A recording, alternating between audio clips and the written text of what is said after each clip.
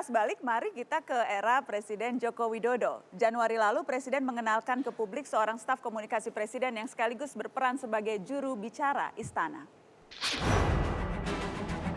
Johan Budi Sabto Prabowo, mantan jurnalis yang kerap disapa Johan Budi.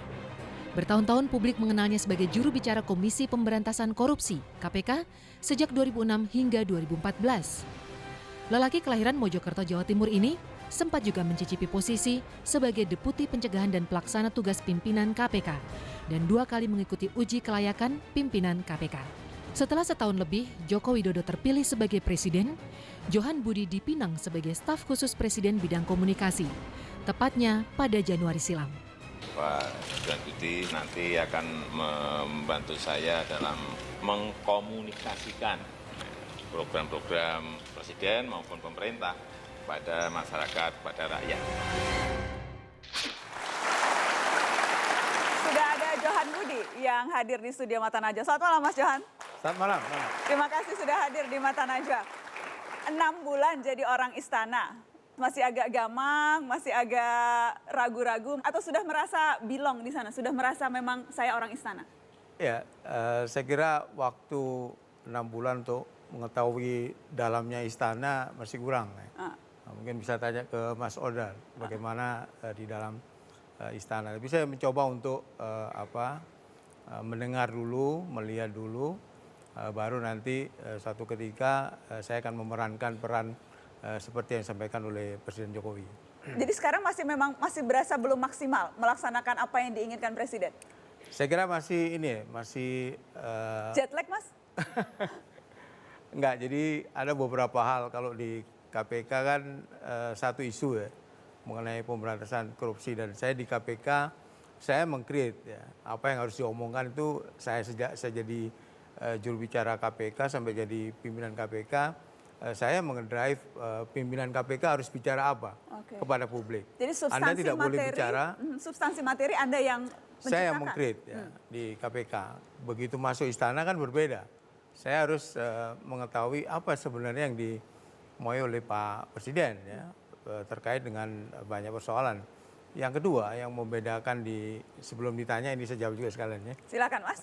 Di KPK mungkin satu isu. Kalau di istana kan banyak isu yang harus dijelaskan kepada publik. Belum lagi namanya Presiden pasti banyak pembisiknya juga kan, dari cerita jubir-jubir yang lama itu pasti ada sekeliling Presiden yang yang ikut juga memberikan masukan kepada Presiden. Sehingga kadang-kadang saya harus memastikan betul apa yang dimauin oleh Presiden dalam suatu perkara atau satu hal ya, baru saya menyampaikan. Setiap saya menyampaikan saya selalu telepon sama Presiden. Saya mau menyatakan ini Pak Presiden. Apakah Bapak setuju dengan statement ini? Yang saya mau itu begini Pak Johan. Saya challenge kan, sebaiknya jangan begitu Pak. Tapi sebaiknya begini. Oke, saya setuju. Baru saya sampaikan kepada publik. Oh, jadi terkadang maksudnya ada perdebatan. Untuk hal-hal yang ini ya, hal-hal yang pelik ya. Kalau tadi Anda katakan ada banyak orang di sekeliling, apakah istilahnya yang memberi masukan, pembisik atau apapun, itu seberapa sulit kemudian membuat posisi juru bicara yang Anda emban sekarang ini, Mas? Gini, ketika saya ditelepon oleh stafnya Pak Presiden, saya mengajukan 2 syarat. Yang pertama adalah saya tidak mau tugas saya ini selain tidak dari Presiden gitu. Jadi harus langsung tugas itu. Yang kedua, saya harus diberi kesempatan untuk bisa berdialog secara langsung. 2 syarat itu kemudian Presiden setuju. Lalu saya gabung. Kenapa penting 2 syarat itu, Mas? Karena gini, kalau ya mungkin kita bisa beda pendapat dengan yang lainnya. Juru bicara itu harus tidak, yang mendrive itu jangan presidennya. Harusnya peran juru bicara itulah yang kemudian memberi masukan kepada presiden. Apa yang harus diucapkan dalam konteks persepsi pada publik ya. Sepanjang 6 bulan ini apa yang menurut Anda paling sulit, paling menantang bagi Anda? Menyampaikan info yang mana, Mas Johan? Ya saat ini KPK itu, saya kan dituduh mempengaruhi presiden ya dalam konteks kasusnya Bambang Wijayanto sama Abraham sama Novel. karena saya kan dari sana kan, seolah-olah apa yang padahal itu putusan presiden sendiri. Oke. Jadi itu ya masa ketika itu paling sulit. Iya. Saya ingin minta komentar Mas Osdar dan Ya. Mas Kristiadi, ada komentar terhadap Begini, jubir yang menurut sekarang? saya beliau itu sangat tenang. Itu saya senang sebetulnya. Sangat Dan tenang ya? Dan berharap banyak. Tapi yang kadang-kadang saya bertanya kepada Mas Johan ini, bagaimana Mas Johan misalnya apakah pernah mengambil inisiatif kalau rakyat seperti kita mengharapkan kenapa sih ini kok menteri-menteri pada silang pendapat ini bagaimana ini? Apakah pernah ada Mas mendapatkan mandat, sudahlah kamu ya yang menjelaskan kepada masyarakat Oke. atau bagaimana? Yang kedua, kadang-kadang kalau ada penjelasan itu saya mengharapkan yang datang Anda, tapi yang muncul Mas Pramono Anung misalnya. Itu apakah ada pembagian tugas ataukah memang tidak jelas mandat-mandatnya ini? Ya, jadi banyak menteri yang bicara mengatasnamakan presiden. Itu sudah disampaikan kepada presiden soal itu.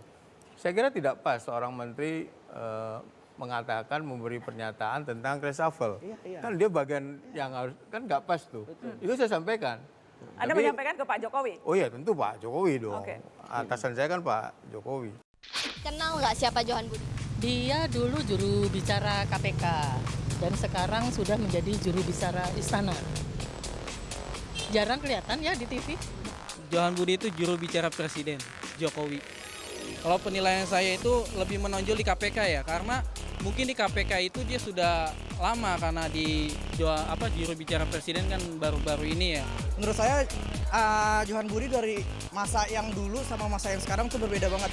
Kalau yang dulu tuh menurut saya tuh lebih benar-benar greget, itu benar-benar tegas. Tapi pas menjadi jubir presiden kayak loyo gitu. Iya, dulu kan juru bicara KPK ya. Sekarang jadi juru bicara presiden kalau nggak salah ya. Presiden kita ini sederhana tidak dalam konteks pencitraan. Saya ingin menceritakan. Pencitraan yang oke ke Mas Julian. Enggak tadi bukan Pak. Mas Kris tadi kan ngomong soal seolah-olah kan presiden kita ini Oke.